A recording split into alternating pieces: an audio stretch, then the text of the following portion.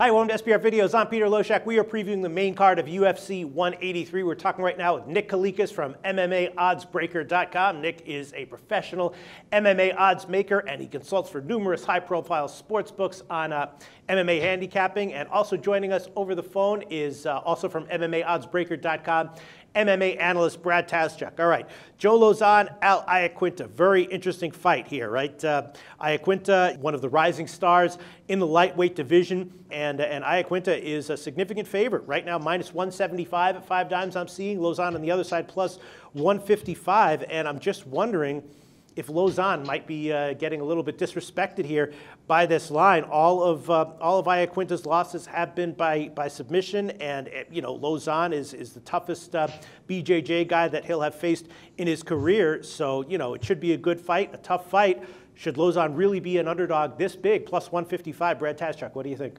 I don't think he should at all. Okay. I am actually, continuing my little trend here, and I'm picking another underdog in this fight. Mm-hmm. I know when you look at the stats, and when you look at them fight, it's obvious that Iaquinta is the better striker of the two. He's also the better wrestler of the two. The thing is that even though he's a good wrestler, he's got really good takedown defense, he still manages to end up on the ground an awful lot. Mm-hmm. And once he gets on the ground, he gets put in really bad positions. We saw that in his tough finale against Michael Chiesa. We saw that against Kevin Lee in one of his recent fights. And then obviously we saw he got subbed in a fight that he had no business losing against Mitch Clark. So you take a look at that, and then you look at the sort of aggressive grappling style that Joe Lauzon brings. And I think that Lauzon can get in on him quickly with some strikes, close the distance. Might not be able to get a clean takedown, but I think he can create a scramble. And once these guys hit the ground, I just think that Lauzon is on another level from Iaquinta. So I can see him, catching a sub, maybe taking Iaquinta's back.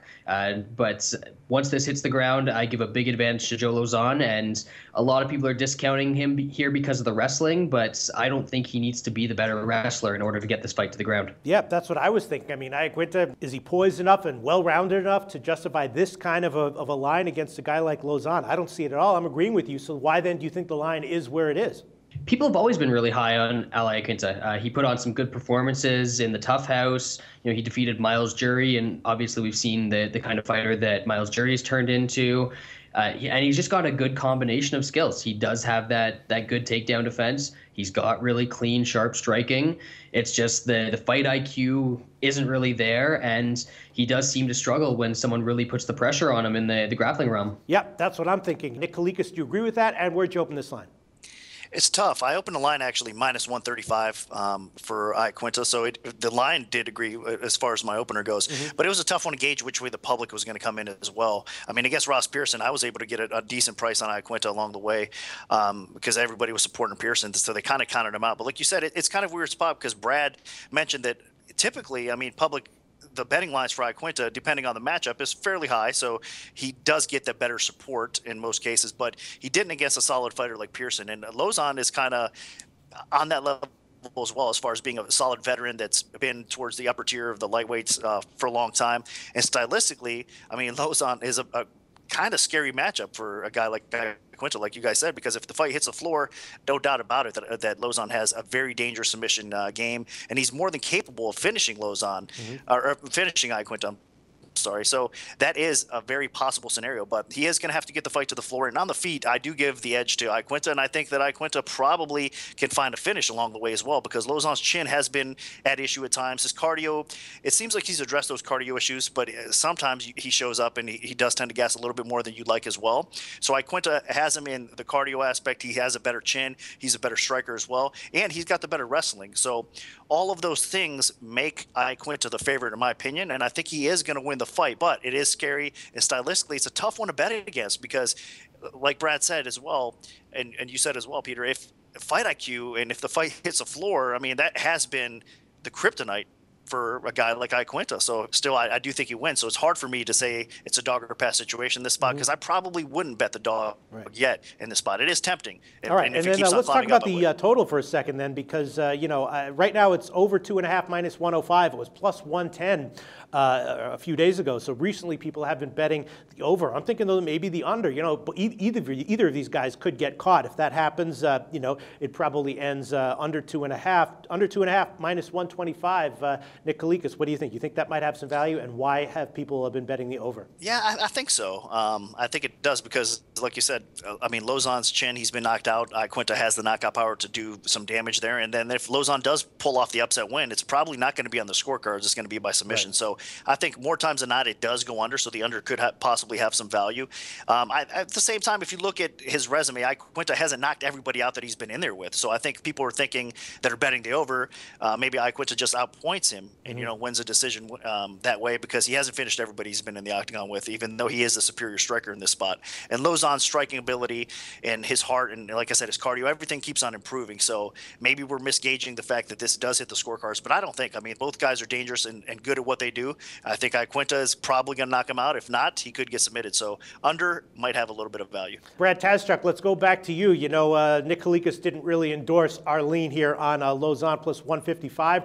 Are you going to stand by it, and maybe Lauzon by sub might be a better way to go? And maybe what do you think about the under 2.5, currently minus 125?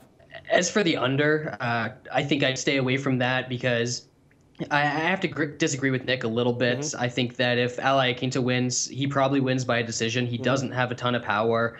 It's been quite a while since Joe Lauzon actually got knocked out. I think that his last TKO loss was against Kenny Florian way back, like almost 7 years ago at this point, and I believe that was a TKO on the ground.